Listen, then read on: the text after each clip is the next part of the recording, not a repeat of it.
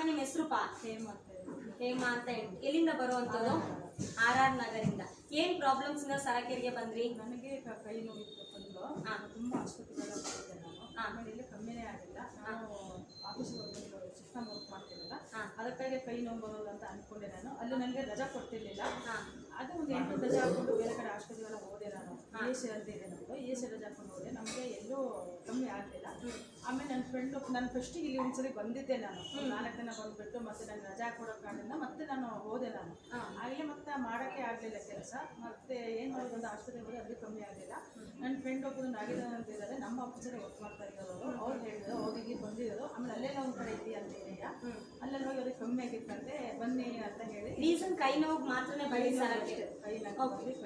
ಕೈ ನೋವು ಒಂದು ಏನು ರೀಸನ್ ಕೈ ನೋವು ಬರ್ತಿತ್ತು ಅಂತ ಗೊತ್ತಿಲ್ಲ? ಅದು ಗೊತ್ತಿಲ್ಲ. ಅದು ಏನು ಯಾವುದಕ್ಕಾಗಿ ಬರ್ತಿದೆ ಅಂದ್ರೆ ನನಗೆ ಗೊತ್ತಿತ್ತು. ಸಿಸ್ಟಮ್ ವರ್ಕ್ ಬರ್ತಿದೆಯಾ ಅದು ಏನಂದ್ರೆ ನನಗೆ ಗೊತ್ತಾಗ. ಅಂದ್ರೆ ಎಷ್ಟು ಅಂದ್ರೆ ಕೈ ಮೇಲೆ ತುಂಬ ಹಿಂಗೆ ಎತ್ತಕ್ಕೆ ಆಗ್ತಿರ್ಲಿಲ್ಲ. ಅಷ್ಟು ನನ್ಗೆ ನೋಯ್ತಿದೆ ಅಂತ ಇರ್ತಿ. ನಾನು ಇಷ್ಟು ಸಹ ಹತ್ತು ಬಿಟ್ಟಿದ್ದೀನಿ ನಾನು. ನೋವು ತಡೆಯೋಕ್ಕಾಗಲ್ಲ, ಏನು ಮಾಡೋದು, ತುಂಬ ಮನೇಲಿ ಹತ್ತು ಬಿಟ್ಟಿದ್ದೀನಿ ನಾನು. ಓಕೆ ಅಮ್ಮ, ಇಲ್ಲಿ ಬಂದು ಎಷ್ಟು ದಿನ ಆಯ್ತು ಇವಾಗ? ಒಂದು 20 ಆಯ್ತು. ನಾನು ಎಷ್ಟು 22ಗೆನ ಬಂದೆ ನಾನು. 22ನೇ ತಾರೀಕಿಂದ ಬಂದಿದ್ರಾ? ಓಕೆ, ಒಂದು 20 ಡೇಸ್ ಆಗ್ತಾ ಬಂತು.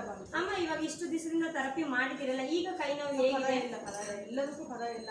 ಆಮೇಲೆ ಬೆಳಿಗ್ಗೆ ಬೇಗ ಎದ್ದೇಳ್ತೀನಿ, ವಾಕ್ ಮಾಡ್ತೀನಿ ಸ್ವಲ್ಪ ಹೊತ್ತು. ಮುಂಚೆ ನಂಗೆ ಎದ್ದೇಳಕ್ಕೆ ಆಗ್ತಿರ್ಲಿಲ್ಲ ಪಾಪ. ಅಂಥದ್ದನ್ನು ನನ್ನ ಗಂಡ ಎಲ್ಲ ವಿಷಯಕ್ಕೂ ಹೆಲ್ಪ್ ಮಾಡ್ತಾರೆ. ಅವರಿಗೆ ನಾನು ಫಸ್ಟ್ ಕೈ ಮುಗಿಬೇಕು.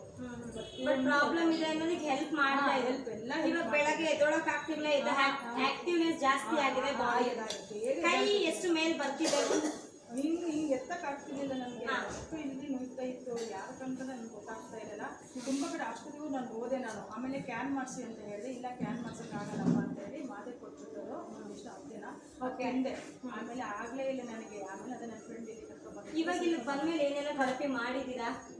ಚೇರ್ ಮಾಡಿದ್ದೀನಿ, ಆಮೇಲೆ ಬೆಡ್, ವಾಟರ್ ಅದೆಲ್ಲ ಮಾಡಿದ್ದೀನಿ.